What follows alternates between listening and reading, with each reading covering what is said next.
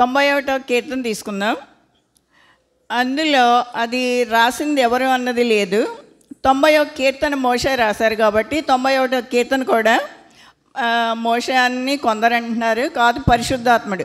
ఏది ఏమైనా మొత్తం బైబిల్ అంతా కూడా పరిశుద్ధాత్ముడే రాశాడు, ఆయన ద్వారా రాయించబడింది. ఇక్కడ 91వ కీర్తనలో మొత్తం 16 వచనాలు ఉన్నాయి. చాలామందికి ఇది 91వ కీర్తన వచ్చేసి ఉంటుంది. సండే స్కూల్లోనే అందరికీ పరిచయం, ఎక్కువగా చదివేది కూడా 91వ కీర్తన. ఏ కష్టం వచ్చినా మనం 91వ కీర్తన చదువుకుంటాం అనమాట. ఇక్కడ 16 వచనాల్లో 1, 2, 3 నేనేమనుకుంటున్నాను, నేను దేవుడి గురించి ఏం ఆలోచిస్తున్నాను అనేది తెలియచేస్తున్నాను. తర్వాత 4 నుండి 13 వరకు మీ గురించి దేవుడు ఎలాంటి వాగ్దానాలు ఇస్తున్నాడు, ఎలా మిమ్మల్ని కాపాడుతాను అన్నది తెలియజేస్తున్నాడు. తర్వాత 14, 15, 16 దేవుడు మనకిచ్చే షరతులతో కూడినటువంటి ఆశీర్వాదాలు తెలియజేస్తున్నాడు. 14 చూడండి, ఏదైనా సరే ఆశీర్వాదం ఇచ్చేటప్పుడు కొన్ని షరతులు ఉంటాయి. మనం కూడా మన పిల్లలకి ఏదైనా కొనేటప్పుడు ఏం చేస్తాం, నువ్వు బాగా చదువుకుంటే నీకు ఇది కొనిస్తాం అని చెప్తాం కదా. అలాగే దేవుడు కూడా, దేవుడికి మనం ఎవరు పిల్లలం కాబట్టి ఆయన కూడా కొన్ని షరతులు పెట్టాడు మనకి. ఆ షరతులు మనం పాటిస్తే కనుక ఆయన ఆశీర్వాదాలు ఇస్తున్నాడు. షరతులు 3, ఆశీర్వాదాలు మాత్రం 7 ఉన్నాయి. అతడు నన్ను ప్రేమించుచున్నాడు గనుక మనం ఆయన్ని ప్రేమిస్తే అన్నది మొట్టమొదట మనం ఆయన్ని ప్రేమించాలి. తర్వాత రెండవది, అతడు నా నామం నెరిగినవాడు గనక ఆయన నామాన్ని మనం తెలుసుకుని ఉండాలి. మూడవది, అతడు నాకు మొర్ర పెట్టగా. 3 షరతులు అన్నమాట. చూడండి, దేవుడు ఎంత గొప్పవాడు, ఎంత మంచివాడు, మనం అంటే ఎంత ప్రేమ, మనం అంటే ఎంత ప్రేమో ఉండబట్టే కదా దేవుడు ఈ లోకానికి, యెహోవా దేవుడు ఈ లోకానికి మనల్ని యేసుక్రీస్తుని పంపించాడు కదా. ఆయన ఫస్ట్ ఇప్పుడు క్రిస్మస్ చేసుకుంటున్నాం, అలా అని ఇప్పుడే పుట్టలేదు దేవుడు. ఎప్పుడు ఆది అంతము నేనే అన్నాడు. ఫస్ట్ నుంచి కూడా త్రియేక దేవుడు, యెహోవా దేవుడు ఉన్నాడు, యేసుక్రీస్తు ఉన్నాడు, పరిశుద్ధాత్ముడు ఫస్ట్ నుంచి ఉన్నాడు, ఆది నుండి ఉన్నాడు, అంతం వరకు ఉండేది ఆయనే. అయినా సరే 2000 సంవత్సరంలో అయింది క్రీస్తు పుట్టి అని మనం అంటూ ఉంటాం.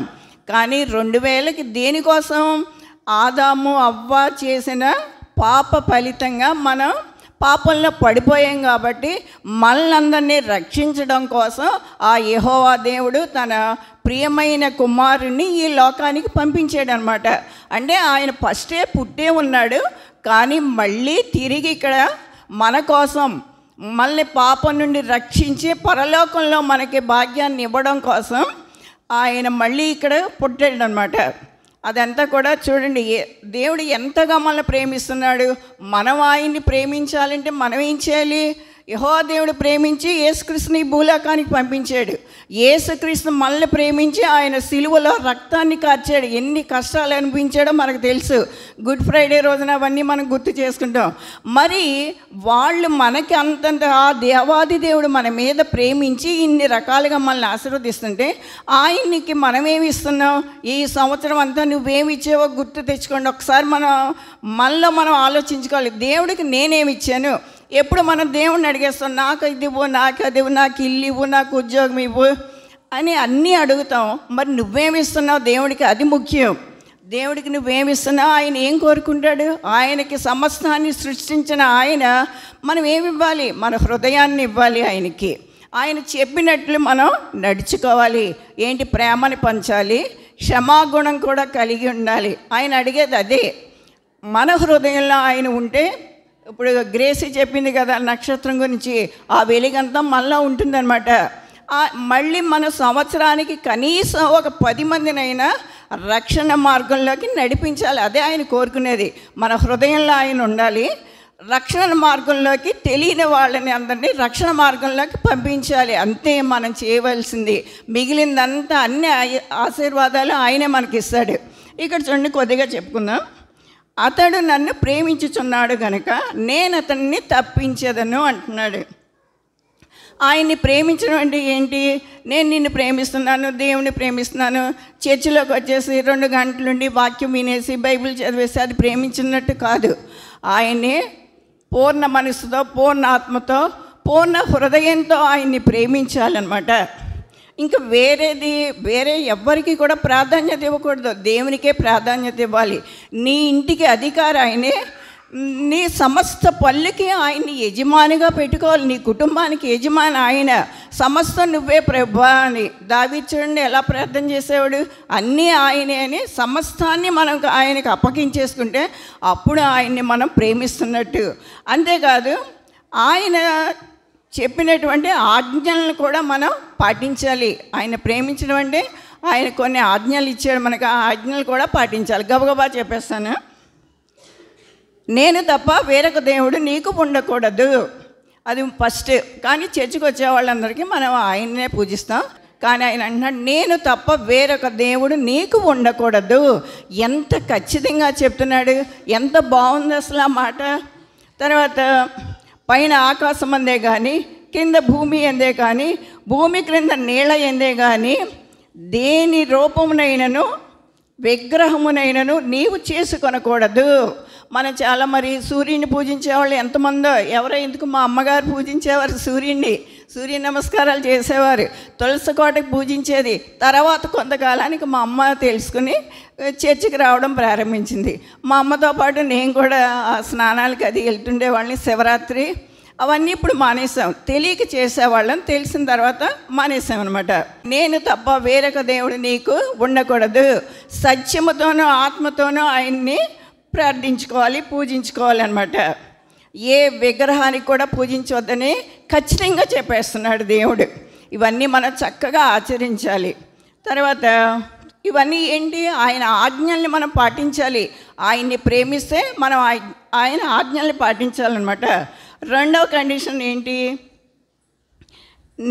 నీ దేవుడైన యెహోవానగు నేను రోషముగల దేవుణ్ణు, నీ దేవుడైన యెహోవా నామమును వ్యర్థముగా ఉచ్చరింపకూడదు. మరి దేవుని నమ్ముకోని వాళ్ళు కొందరు ఉంటారు. వాళ్ళు సాధారణంగా వాదన చేస్తూ ఈ బైబిల్లో ఎన్నో బూతుల పదాలు ఉన్నాయి, ఇవి ఉన్నాయి, అది సరి అని దేవుడు కాదని చాలామంది విమర్శిస్తూ ఉంటారు. అప్పుడు మనం దేవుని విమర్శించే అవకాశం మనం ఇవ్వకూడదు అనమాట. వ్యర్థముగా ఉచ్చరింపకూడదు దేవుని నామాన్ని. మూడవది, విశ్రాంతి దినమని పరిశుద్ధముగా ఆచరించటకు జ్ఞాపకం ఉంచుకోవాలి. సండే మనం కంపల్సరీ ఆలయానికి రావాలి, ప్రార్థన చేసుకోవాలి. తర్వాత ఇంటికి వెళ్ళిన తర్వాత కూడా ఆ వాక్యాన్ని ధ్యానించుకోవాలి. ఆ రోజంతా కూడా దేవునికే కేటాయించుకోవాలి. మన పని మనుషులకు కూడా వాళ్ళకి సెలవిచ్చి నువ్వు చర్చికి వెళ్ళమని చెప్పాలి. తెలియకపోతే దేవుణ్ణి పరిచయం చేయాలి. అదే కదా ఆయన మన నుండి కోరుకుంటున్నాడు. నన్ను పరిచయం చేయండి, రక్షణ మార్గంలోకి నడిపించమని ఆయన అడుగుతున్నాడు. కాబట్టి మనం అది చేయాలి. తర్వాత మనం చర్చికి వచ్చేస్తున్నాం, తర్వాత బైబిల్ పక్కన పెట్టేస్తున్నాం, మళ్ళీ సండే వచ్చేటప్పుడు బైబిల్ తీస్తున్నాం. అలా కాదు. ఆ రోజంతా కూడా దేవుడిని ప్రార్థించుకుంటూ ఉండాలన్నమాట. ఈ మూడు ఆజ్ఞలు ఏంటి? దేవుడికి మనకి సంబంధించిన ఆజ్ఞలు. నేను తప్ప వేరొక దేవుడు ఉండకూడదు, నా నామమును వ్యర్థముగా ఉచ్చరింపకూడదు, పరిశుద్ధ దినమును ఆచరించాలి. ఈ మూడు దేవుడికి మనకి ఉన్నవి. తర్వాత 4వ ఆజ్ఞ ఏంటంటే నీవు దీర్ఘాయుష్మంతుడగినట్లు నీ తండ్రిని నీ తల్లిని సన్మానించుము. తల్లిదండ్రులను ఎంతమంది బాగా చూస్తున్నారు, ప్రేమగా చూస్తున్నారు? ఒకసారి మనం తలుచుకోవాలన్నమాట. చాలామంది రోడ్ల మీద వదిలేస్తున్నారు, ఏది అనాథాశ్రమంలో పెట్టేస్తున్నారు. కానీ అది తప్పు. మన పిల్లలు దీవించబడాలి అంటే తల్లిదండ్రులు మనం బాగా చూడాలి. వాళ్ళకి ఏంటి? ప్రేమను పంచాలి. ఆర్థికంగా వాళ్ళకి ఏదైనా లోటు ఉంటే మాత్రం మనం సహాయం చేయాలి. ఖచ్చితంగా వాళ్ళు ప్రేమగా చూడాలి. ఆర్థికంగా వాళ్ళు ఎప్పుడు కూడా ఇబ్బంది పడకుండా మనం చూసుకోవాల్సిన మన బాధ్యత. మనం చూస్తే మన పిల్లలు మనల్ని చూస్తారు. తర్వాత నరహత్య చేయకూడదు. మనం చూస్తూనే ఉంటాం కదా, ఎంతోమంది నరహత్య చేస్తుంటారు, ఎవరో ఎందుకు. తర్వాత వ్యభిచరించకూడదు. ఇక్కడ చూడండి, మన ఎంతో భక్తుడైనటువంటి దావీదు ఏం చేశాడు? వ్యభిచారం చేశాడు. దాన్ని తప్పిపుచ్చుకోవడానికి నరహత్య చేశాడు. అలా మనం చేయకూడదు. ఇవన్నీ మనకు తెలిసినవే కదా. నరహత్య చేయకూడదు, పాపం అని తెలుసు. వ్యభిచారం చేయకూడదని తెలుసు. దొంగిలకూడదు. చిన్నపిల్లలు తెలియక ఎప్పుడైనా చిన్న చిన్న దొంగతనాలు చేస్తుంటే మనం అప్పుడే ఆపేయాలి. ఇది తప్పమ్మా అని చెప్తే తర్వాత చేయరు. కొందరు పాపం చదువుకొని వాళ్ళు తెలియక ఏం చేస్తారంటే దొంగతనం చేస్తుంటే పిల్లలకి ఎంకరేజ్ చేస్తారు. మేము స్కూల్లో చూస్తుంటాం కదా, అది చాలా తప్పు. దొంగతనం చెడ్డది, మనం చేయకూడదని ఒక్కసారి మనం చిన్నప్పుడు చెప్పామంటే వాళ్ళు ఎప్పుడు కూడా దొంగతనం జోలికి పోరు. తర్వాత నీ పొరుగువాని మీద అబద్ధ సాక్ష్యం చెప్పకూడదు.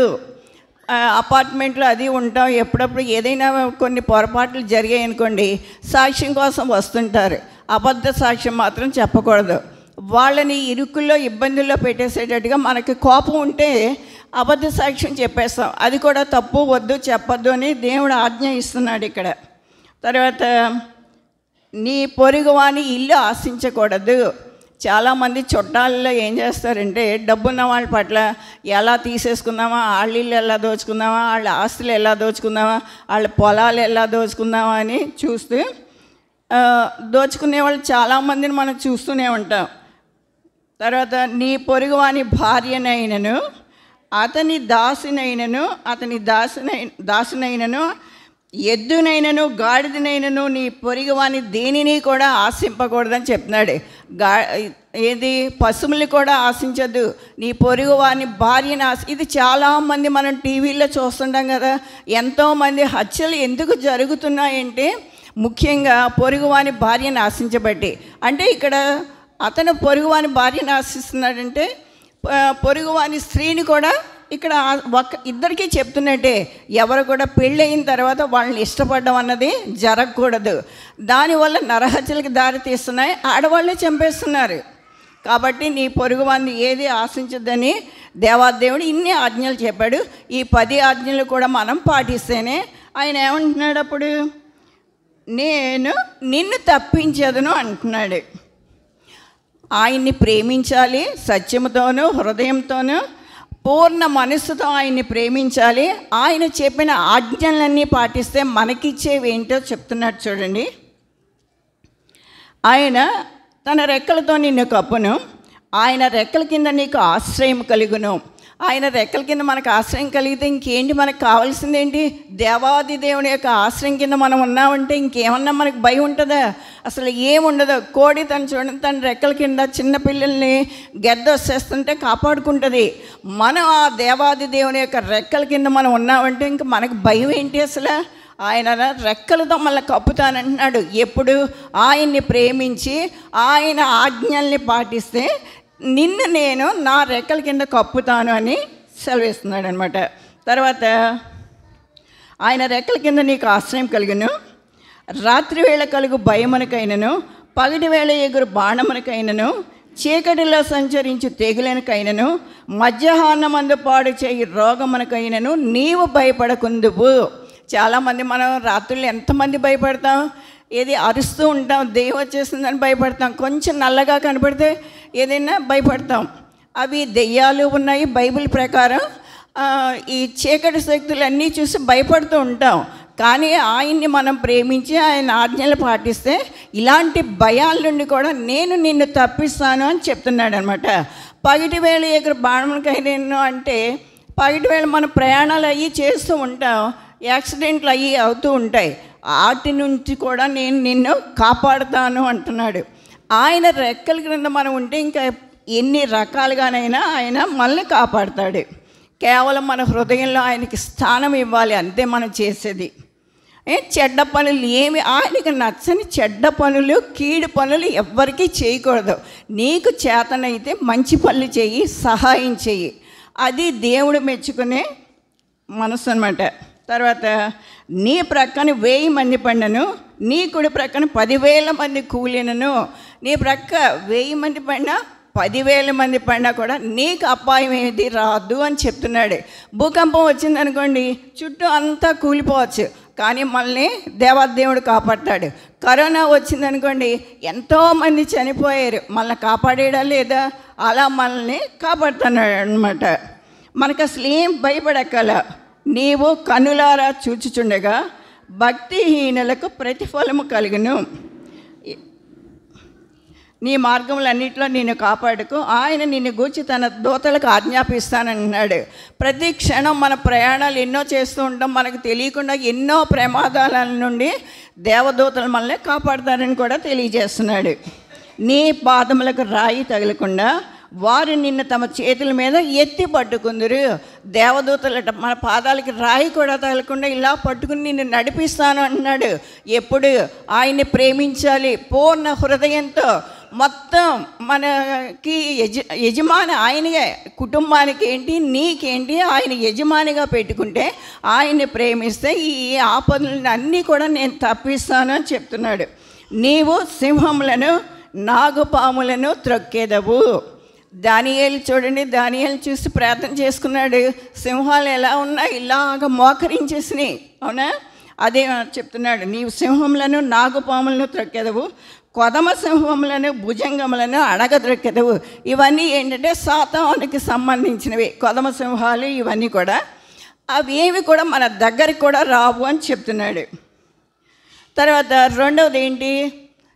మీరు ప్రేమించాలి. తర్వాత ఆయన ఆజ్ఞలు పాటిస్తే ఇన్ని రకాలుగా నిన్ను తప్పిస్తానంటున్నాడు. మనకి ఎన్నో అపాయాలు వస్తాయి, యాక్సిడెంట్లు అవుతాయి, తర్వాత ఎన్నో కష్టాలు వస్తాయి, కుటుంబ సమస్యలు వస్తాయి, ఆర్థిక సమస్యలు వస్తాయి, ఉద్యోగంలో సమస్యలు వస్తాయి. సాతాను ఎన్నో పెట్టేస్తుంది, నేత్రాస, జీవటమ్మము, ఇవన్నీ కూడా. వాటన్నిటి నుండి కూడా దేవాదేవుడు మనల్ని కాపాడుతాను అని తెలియజేస్తున్నాడు. రెండవది ఏంటంటే, అతడు నా నామం ఎరిగినవాడు గనక నేను అతన్ని గణపరచెదను. ఆయన నామాన్ని తెలిసి ఉండాలన్నమాట. దేవుని యొక్క నామం తెలియని వాళ్ళు చాలామంది ఉన్నారు, తెలిసి ఉండాలి. అప్పుడే ఉన్నాడు, నేను అతన్ని గణపరచెదను. ఇప్పుడు మనం బైబిల్లో తీసుకుంటే రూతు చూడండి. రూత్ ఫస్ట్ అన్యురాలు, మోయాబీరాయలు అయినా సరే ఆమె అత్తగారు నయోమి చెప్పింది దేవుడి గురించి. అప్పటి నుంచి ఆమె ఏముంది, నీ దేవుడే నా దేవుడు అని ఇక్కడికి బెత్లెహేం వచ్చేసింది. ఇది దేవుని ఆలయం దగ్గరికి వచ్చేసింది అనమాట. వచ్చేస్తే రూత్ ఏం చేసింది, ఫస్ట్లో ఆమె పొలంలో పరిగెలు ఏరుకుంది. అదే పొలానికి ఆమెను యజమానురాలిగా బోయాజు చేసుకున్నాడు. బోయాజు పొలంలో పరిగెలు ఏరుకుంది. కానీ నీ దేవుడే నా దేవుడు అంది, దేవుని నామాన్ని ఎరిగింది. కాబట్టి ఏమైందంటే, ఏ పొలంలో అయితే పరిగెలు ఏరుకుందో అదే పొలానికి యజమానురాలుగా మారింది. అది ఆయన నామం యొక్క గొప్పతనం. తర్వాత రాహాబు కూడా ఆయన నామాన్ని తెలుసుకుంది. వేగులు వారు వస్తారు, ఆయన ఏది యేసుక్రీస్తు చాలా చేస్తున్నాడు, ఇశ్రాయేలీయుల దేవుడు చాలా గొప్పవాడు అని వాళ్ళ ద్వారా వీళ్ళ ద్వారా చేసుకుని వేగులు వారిని కాపాడింది. కాపాడి నాకు కూడా మీరు సహాయం చెయ్యాలి అని అడిగింది. అప్పుడే వాళ్ళు ఏమని చెప్పారు, వేగుల వారు, కిటికీకి ఎర్రదారం కట్టు అన్నారు. ఎర్రదారం కట్టడం అంటే దేవుడు మార్గంలోకి వచ్చేయమని చెప్పారు, రక్షణ తీసుకోమన్నారనమాట. బాప్తీసం తీసుకుని దేవుడు మార్గంలోకి వచ్చేసింది. రాహాబు కుటుంబం కూడా సంరక్షించబడింది. తర్వాత దావీదు చూడండి, గొర్రెల కాపరి, ఆయన నామం తెలుసుకుని ఆయన రాజుగా ఎదిగాడు అనమాట. దేవుడు అలా చేశాడు. తర్వాత యోసేపు తమ్ముళ్ళందరూ కలిపి, అన్నదమ్ములందరూ కలిపి ఏం చేశారు, అతన్ని యోసేపుని గోతులో పడేశారు. కానీ ఐగుప్తుకి అమ్మేశారు. ఐగుప్తుకి ప్రధానాధికారిగా అయ్యి ఎవరైతే గోతులో పడేశారో వాళ్ళకే ఆశ్రయాన్ని ఇచ్చే స్థాయికి ఎదిగారు. ఎందుకని? ఆయన నామాన్ని ఎరిగాడు కాబట్టి. రెండవది అది. తర్వాత మూడవ షరతు ఏంటంటే, అతడు నాకు మొర్ర పెట్టగా నేను అతనికి ఉత్తరం ఇచ్చేదను. మనం మొర్ర పెట్టాలి దేవుడికి. ఎవరు మొర్ర పెట్టారు బైబిల్లో చూడండి, ఎస్తేరు మొర్ర పెట్టింది కదా. దేనికోసం? యూదులందరినీ చంపేయడానికి ప్లాన్ వేశారు. మొర్దెకై ఏంటి, నమస్కారం పెట్టలేదని, నేను యూదుడిని, అతనికి ఎందుకు నమస్కారం పెడతాను, నేను దేవుడికి తప్ప ఎవరికి పాదాభివందనం చేయనని మొర్దెకై అనుకోవడం వల్ల ఏమైంది, యూదులందరినీ చంపేయడానికి ప్లాన్ వేశారు. కానీ అప్పుడు ఏమైంది, ఎస్తేరు ఈ మొర్దెకై వీళ్ళంతా కలిసి ఉపవాసంతో 3 రోజులు మొర్ర పెట్టారు దేవుడికి. అప్పుడు ఏమైంది, ఎవరైతే వీళ్ళని మొర్దెకైని ఉరి తీయాలనుకుంటారో వాళ్ళే ఉరి తీయబడ్డారు. నువ్వు దేవునికి మొర్ర పెడితే నీకు జరిగే ఫలితం అదనమాట. తర్వాత నిలివే పట్టణ ప్రజలు కూడా మొర్రపెట్టారు. వాళ్ళంతా పట్టణ ప్రజలంతా పాపం చేస్తున్నారు, పాపంతో నిండిపోయింది, దేవునికి కోపం వచ్చేసింది. నిలివే పట్టణ ప్రజలంటే దేవుడు ఏం చేస్తాడు, యోనా ద్వారా కబురు చేస్తాడు. అప్పుడు వాళ్ళంతా కూడా ఏం చేశారంటే ఉపవాసం ఉండి గోనె పట్ట కట్టుకుని దేవుడికి మొర్ర పెట్టారు. ప్రజలందరూ మొరపెట్టారు, రాజు మొరపెట్టారు. తర్వాత పశువులు కూడా ఉపవాసం ఉండి దేవునికి మొర్ర పెడితే ఆ నిలివే పట్టణాన్ని చక్కగా వాళ్ళు కాపాడుకున్నారు. దేవునికి మనం మొర్ర పెడితే ఏ విషయంలోనైనా నీకు ఏ సమస్య వచ్చినా సరే ఎవరికి మొర్ర పెట్టాలి, పక్క వాళ్ళకి వీళ్ళకి చెప్తే ఏం చేస్తారు, మళ్ళీ హేళన చేస్తారు, చులకన చేస్తారు, మనసులో ఆనందిస్తారు. అదే నువ్వు ఆ దేవాది దేవుడికి మొర్ర పెట్టావంటే నీకు సమస్య పరిష్కారం అయిపోతుంది అనమాట. కానీ మనకి సమస్య ఎప్పుడు వచ్చినా సరే సాధ్యమైనంత వరకు తల్లిదండ్రులు కాదు, అక్క చెల్లెలు కాదు, అన్నదమ్ములు కాదు, స్నేహితులు కాదు, ఎవ్వరికి సాధారణంగా చెప్పకండి. ఆ దేవాది దేవుడికి ఒక్కడే చెప్పండి, ఆయన నీ సమస్యను చక్కగా పరిష్కరించేస్తాడు. తర్వాత ఇంకా ఎవరు మొరపెట్టారంటే పౌలు శీల. ఒక దెయ్యం పట్టిన స్త్రీ ఏం చేస్తుంది, అబద్ధ సోది చెప్పేసేసి డబ్బులు సంపాదిస్తున్నారు. అప్పుడు పౌలు ఏం చేశాడంటే ఆ సోదిలో ఉన్నటువంటి దెయ్యాన్ని పోగొట్టేయడం వల్ల అక్కడ ఉన్నటువంటి వారికి ఆదాయం తగ్గిపోయింది. అందుకని పౌలు శీలని ఏం చేశారు, జైల్లో పెట్టేశారు. వాళ్ళు అప్పుడు జైల్లో ఉండగా వాళ్ళు ఎవరికి మొరపెట్టారు, పౌలు శీల ఆ దేవుడికి మొరపెట్టారు. జైలు గోడలు, భూకంపం వచ్చి జైలు గోడలు బద్దలైపోయి, ఎంత ఆశ్చర్యం అది! జైలు గోడలే బద్దలైపోయి, భూకంపం వచ్చింది, జైలు గోడలు బద్దలైపోయాయి. వాళ్ళు దేవుడికి మొర్ర పెట్టారు. పక్క వాళ్ళకి చెప్పారా? చెప్పలేదు. అలాగే మనం కూడా ఏ సమస్య వచ్చినా సరే దేవుడికి మొర్ర పెట్టమని తెలియజేస్తున్నాడు. తర్వాత ఇంకెవరు, హన్నాకి పిల్లలు లేరు. ఎవరికి మొర్ర పెట్టింది, ఉపవాసం ఉండి ఆ దేవాది దేవుడికి మొర్ర పెట్టగా దేవుడు ఏం చేశారు, మంచి బిడ్డని సమూయేలుని ఇచ్చాడు అనమాట. అలా మనకి ఏదైనా సరే ఏ సమస్య వచ్చినా ఆ దేవాది దేవుడికి మొరపెట్టండి. ఇక్కడ దేవుడు ఎన్ని ఇచ్చాడు చూడండి, 3 షరతులు, కండిషనల్ బ్లెస్సింగ్స్. 3, ప్రేమించాలి, ఆయన నామం ఎరిగి ఉండాలి, ఆయనకి మొరపెట్టాలి.